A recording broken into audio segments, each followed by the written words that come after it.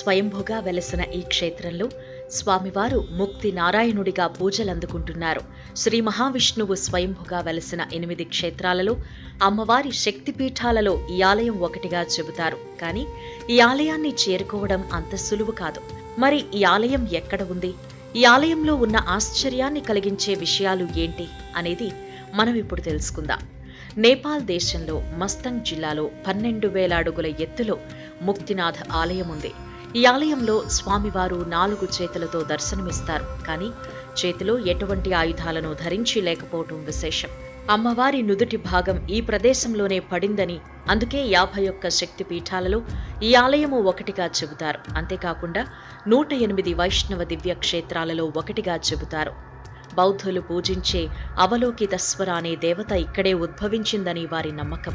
శైవులకు, వైష్ణవులకు, బౌద్ధులకు ప్రసిద్ధ క్షేత్రంగా విరాజిల్లుతోన్న ఏకైక క్షేత్రం ఇదొక్కటే అని చెబుతారు. అయితే టిబెటిన్ బౌద్ధులు ముక్తినాథ్ లేక చుమింగ్ గ్యాస్తాను డాకిని క్షేత్రంగా భావిస్తున్నారు.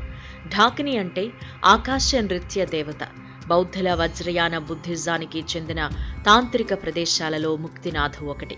అవలోకేశ్వరుడు ముక్తినాథుడిగా అవతరించాడని వారు భావిస్తూ ఉంటారు. ఈ ఆలయంలో విశేషం ఏంటంటే ఇక్కడ 108 నంది ముఖాల నుండి ఎప్పుడూ చల్లని నీరు ప్రవహిస్తూనే ఉంటుంది. ఆలయం దగ్గరలో ఉన్న పుష్కరిణి నుండే ఈ నీరు వస్తుంది. ఇక్కడికి వచ్చే భక్తులు అంతటి చల్లటి ప్రదేశంలో కూడా ఇందులో నుండి వచ్చే చల్లటి నీటిలో స్నానం చేస్తూ ఉంటారు. భూమి మీద పంచభూతాలు ఒకే దగ్గర వివిధ రూపాలలో దర్శనమిచ్చే ఏకైక క్షేత్రం ప్రపంచంలో ఇదొక్కటేనని చెబుతారు.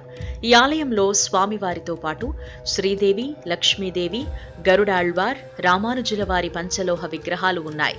అంతేకాకుండా సాలగ్రామాలు కూడా ఉన్నాయి. ఇక్కడి స్వామివారికి హారతి అనేది ఇవ్వరు. నేతితో దీపం మాత్రమే పెడతారు.